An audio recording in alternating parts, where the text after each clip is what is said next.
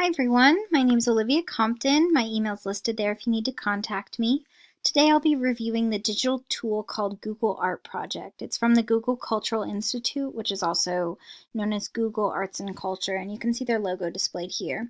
This is a live link to the tool I'll be describing. We'll come back to this slide later so I can give you a quick demo. All right, so to sort of give you a summary of what this tool is, it's basically a virtual image database, but it's a lot more than that. The images themselves are super high quality, so they're excellent for zooming in on artwork and really seeing the details behind the pieces. But they also place a real emphasis on the research aspect, in that they have a lot of articles and all the information about each piece of work really wonderfully organized. Um, Maybe the coolest feature associated with this is that you are able to virtually tour a museum. There's sort of like a 360 photo of the entire museum, so you can sort of click through and talk about how galleries work with your students. I think this tool is really excellent because it brings the gallery, it brings the museum to the classroom in situations where the teacher might not have the resources to take their students to see an actual gallery. Maybe this means they don't have the funding, they're too far away from the location of a museum. The museums included in this tool are really, world class. The Museum of Modern Art, the Getty Museum, the Uffizi Gallery in Italy. These things are really monumental, and it's excellent that it's so well curated and researched and available online for art teachers to use within their classroom and for their students to use as a research tool on a daily basis. This tool is free, which is really excellent. As I mentioned, it is made by Google, so it's automatically updated. You access it online. It's very simple and easy to use.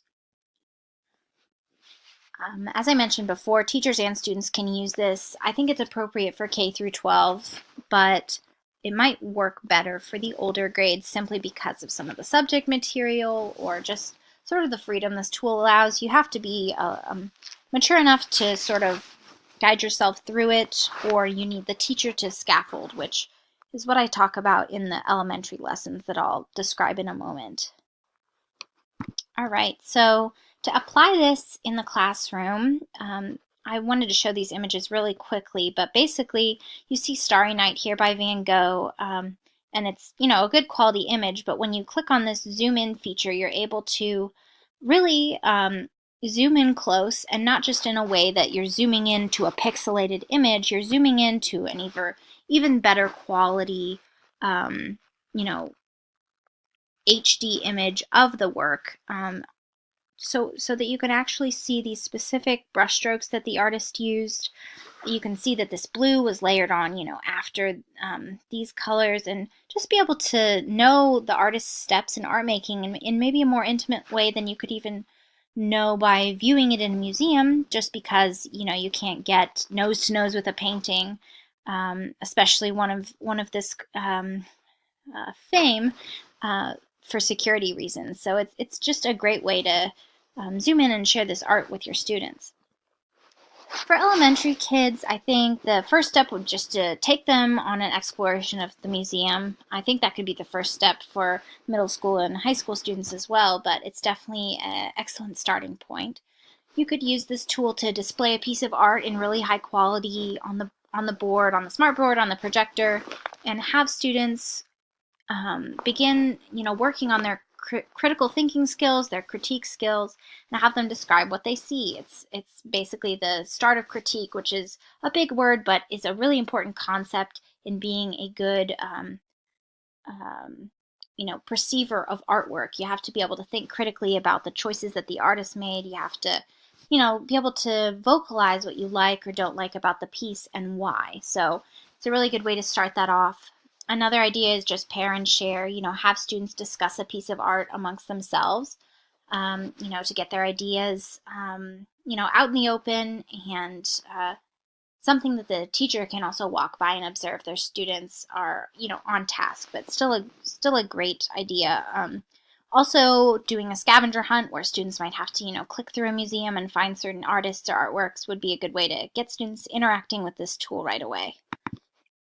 For middle schoolers, some more advanced techniques could be used. You could zoom into a work and talk about the specific brushstrokes that the artist used. Like you can see here, we've zoomed in on this portion of the skirt in this Degas painting, so you can see the actual outline that the artist used that you might not be able to see in this image.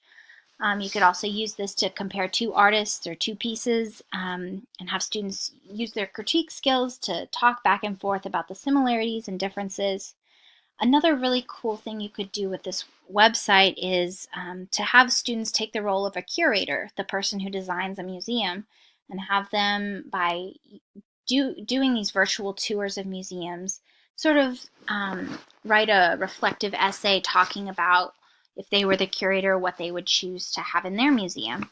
And again, the scavenger hunt is something that could be applied to this age level as well. For high schoolers, I think choice-based art is important. It's important for all grades, but especially in high school when, not all students that you might have in your art classroom might not all be, they might not all consider themselves artists. So to get them interested in art making, interested in making their own artwork, they really need to feel like they have some connection to it. So just using this tool as sort of a way for them to find inspiration for a project they might be beginning, whether that's finding a specific piece they like, or even just saying like, oh, I'm looking through this gallery and I really like these colors this artist used. I'm going to use that color palette in my next piece. There's a lot of ways for a more mature student to be able to use this tool as just inspiration, self-directed.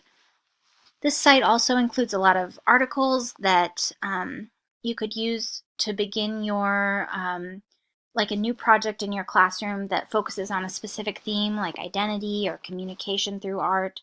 And I think also doing a master study, which, if you don't know, is where you have a student sort of copy the work of a master or a, gallery renowned artist, not to, steal their idea, but just to try to learn their technique and, what steps they had to take to create the work that they did. And just with the zoom in features and, all the interactive qualities of this website, I think it'd be a really excellent tool to scaffold a master study project with. It's really easy to access this tool. You just have to have internet. It doesn't have to be downloaded. You don't need an access code. A Google account, of course, is recommended, but not necessary. This tool is basically accessible to anyone who has internet. It was really, really easy for me to, learn how to use this tool, especially just because the website was so well designed that I understood what was going on and could click through it and, get the gist of what was going on quite easily. The only caution I would say is just be aware of the material you're sharing with your students and if it's age appropriate. For instance, a lot of Renaissance art and sculpture has nudity in it, or, more mature themes. You just need to be aware of what parts of this site you share with your students. I think that's why elementary assignments should probably be teacher-led, but for older students, I think they can handle it. Just have that discussion with them about maturity and, how to be a thoughtful perceiver of artwork.